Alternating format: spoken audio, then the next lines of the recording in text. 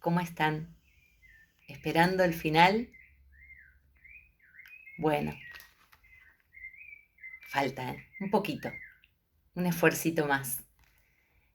Eh, Quiero decirles que fue una experiencia diferente, eh, difícil, la de este año, las que nos tocó, eh, pero yo la disfruté mucho. Así que para estos últimos capítulos, estos últimos instantes, me puse mi guardapolvo. Así que los invito a que se sienten, se pongan bien derechitos en el banco, que cierren sus ojos y que hagamos de cuenta que estamos en el salón, como siempre les digo, como cada tarde. ¿Están listos? Belgrano reflexiona. Cuando Belgrano no sabía qué hacer frente a un problema, se agarraba la cabeza, caminaba alrededor de algo, pensaba en voz baja y cantaba en voz alta. Mientras lo hacía, le ponía título y palabras a su dilema y enumeraba soluciones. Cuando llegaba a 10, se obligaba a descartar las 5 que sonaban más ridículas y analizaba una a una. Así iba descartando ideas hasta quedar con las más sensatas. Y le quedaban solo 2, A y B. Si la solución A no funcionaba, entonces recurría a la B. Y si la B tampoco acomodaba, las cosas, se sentaba en un lugar sombrío, en mi caso en un lugar con luz, repasaba mentalmente cada cuento, cada leyenda, cada fábula, cada refrán que hubiera leído o escuchado alguna vez en la vida. Una historia que lo ayudaba, que le sirviera de ejemplo, que le hablara de un conflicto parecido al suyo y que le diera alguna pista para resolverlo. La cuestión es que aquel día de agosto de 1812 quedaba muy poco tiempo antes de que los realistas irrumpieran furibundos en el valle. Así que Belgrano, para apurar la retirada, no tuvo más remedio que saltearse la primera parte de su método, ese de buscar soluciones dando vueltas. Y de entrada nomás se concentró en los cuentos. Y lo primero que le vino a la mente fue la imagen de Hermosísimo Cayo. Un hombre bueno, pensó. Solitario, pero también solidario.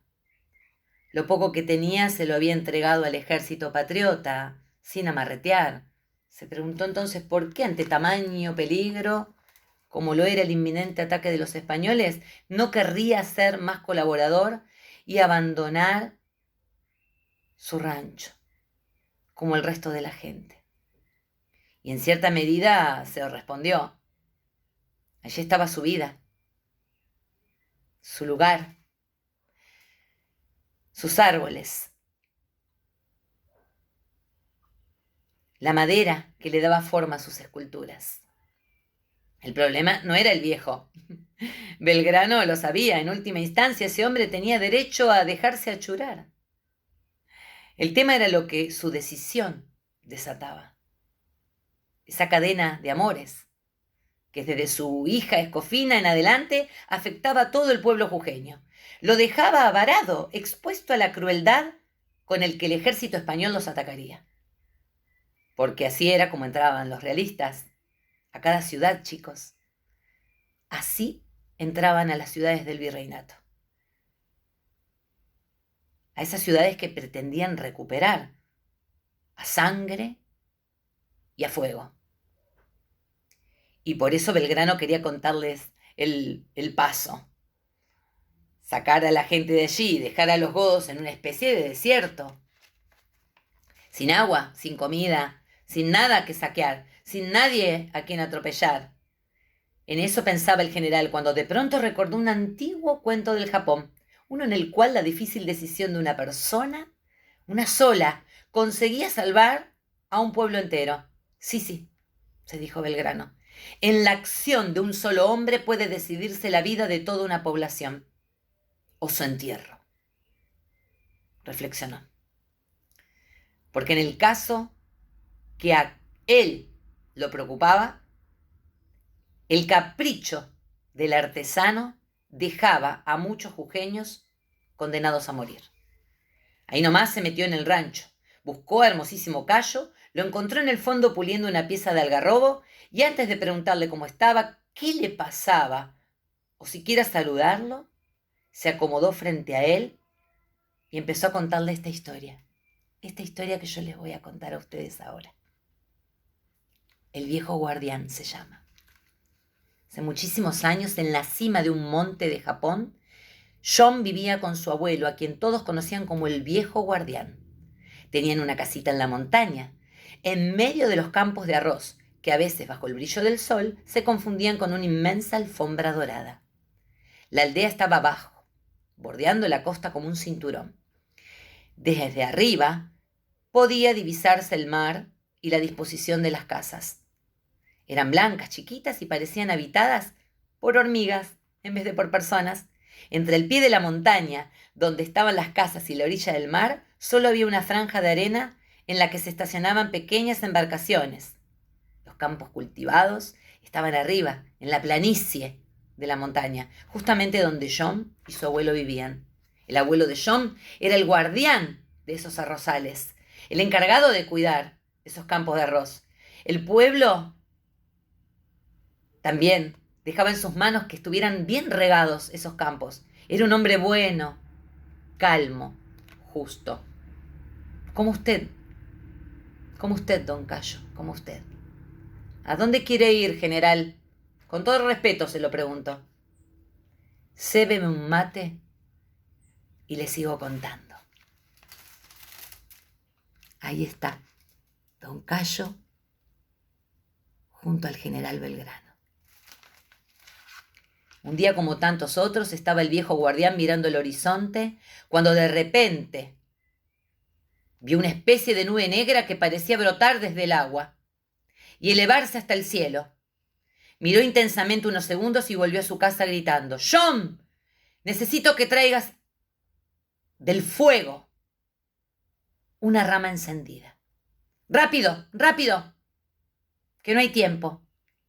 John no entendía por qué su abuelo le pedía semejante cosa, pero obedeció y le acercó una tea. Fue entonces cuando descubrió que su abuelo tenía otra rama encendida y que corría hacia el arrozal más próximo.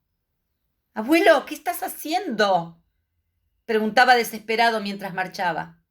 «Rápido, John, hay que prender fuego a los campos, ya mismo». Por un instante el joven pensó que su abuelo se había vuelto loco y se paralizó, pero enseguida pudo reaccionar. Tiró la antorcha sobre las espigas. Primero un fuego débil retorció los tallos disecados. Después altas llamaradas rojas hicieron que el arrozal se transformara en una hoguera enorme y despiadada. La montaña entera parecía estar ardiendo. El humo subía al cielo como un abrazo desaforado.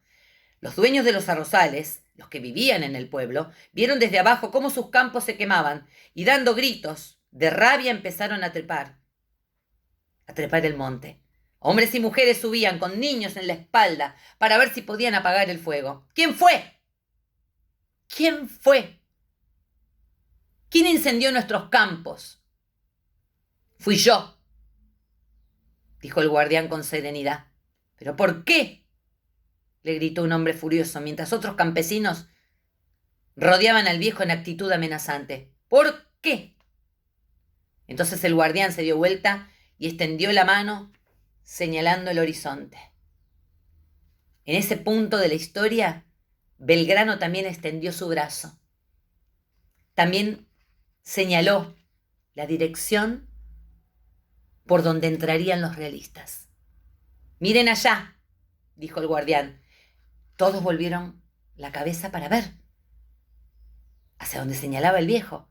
Al fondo, a lo lejos, donde unas horas antes la superficie del mar había sido plana como un espejo, se levantaba ahora una pared de agua que terminaba en el cielo, una ola oscura y gigante que avanzaba hacia la costa. Hubo un momento de horror, pero nadie gritó. Quedaron paralizados. La muralla de agua avanzó hacia la tierra con un rugido ronco y se volcó sobre las costas, deshaciendo todo lo que allí había. Tapó embarcaciones, casas, árboles, y un trueno desgarrado y furioso fue a romperse contra la montaña. Hubo una ola más y otra débil, hasta que el mar empezó a retirarse de la costa. Un revoltijo de arena y escombros. El viejo guardián miró en paz todos los habitantes del pueblo. Estaban bien seguros, en la cima de la montaña. Sus casas y sus plantaciones se habían perdido. Sí, es cierto, pero ellos, los hombres, las mujeres y los chicos, estaban todos a salvo.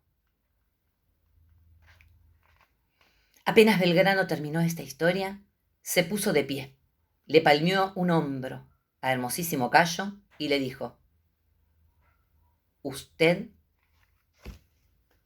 sabrá lo que tiene que hacer. Buenas tardes.